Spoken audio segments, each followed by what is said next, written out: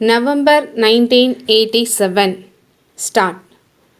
Mr. Speaker, sir, for 4 days we have had a very interesting discussion on the budget.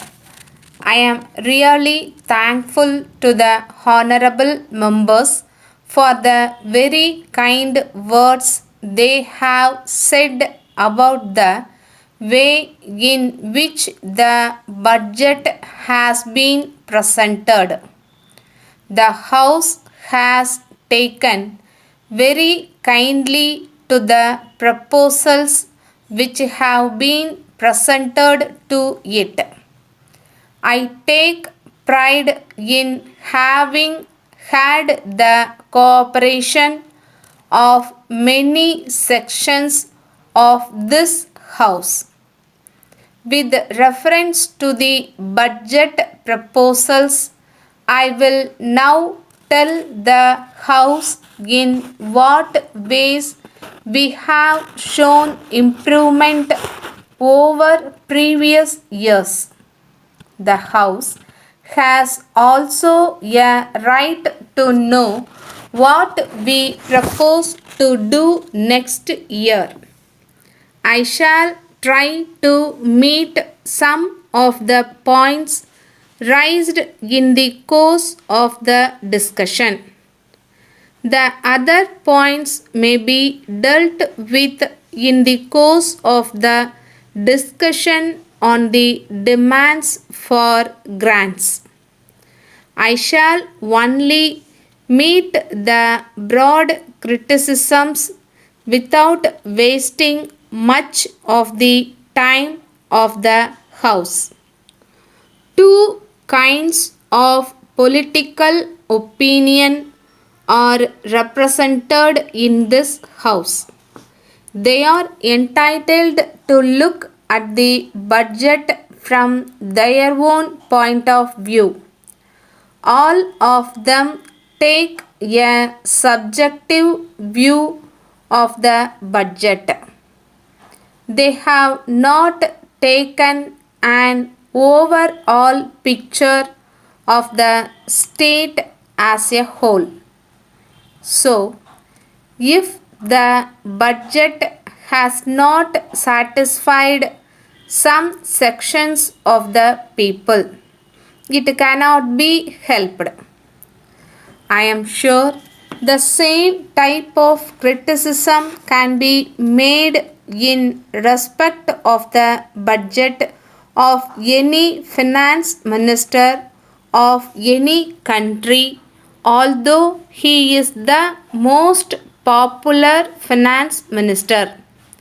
Many things can be said against his budget proposals because he cannot satisfy all individuals. In view of this, I want the honorable members to look at the overall picture of the state as it exists and see whether we have not tried to meet the situation to the best of our ability. I request the honorable members to look at the matter from that angle. If they do so, they will pardon me if I do not meet some of the criticisms. The most important feature of the budget is the food position in the state. Several speakers have referred to it.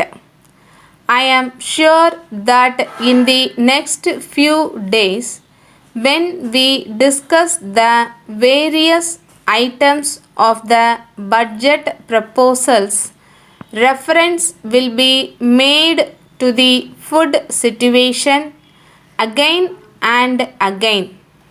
That is the biggest of all the problems that are facing the government at present. Letter dated 5th December 1980 from Bima and Company, Calcutta to Mrs. Kesavan and Company, Madras. Dear Sirs, we have great pleasure in enclosing a copy of our office calendar and diary. We trust that it may prove of some use to you. It is not necessary for us to point out the great importance of advertising in the present day.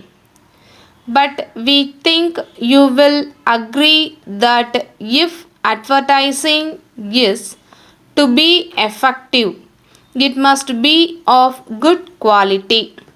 We have recognized this. So, we have made special provision for this.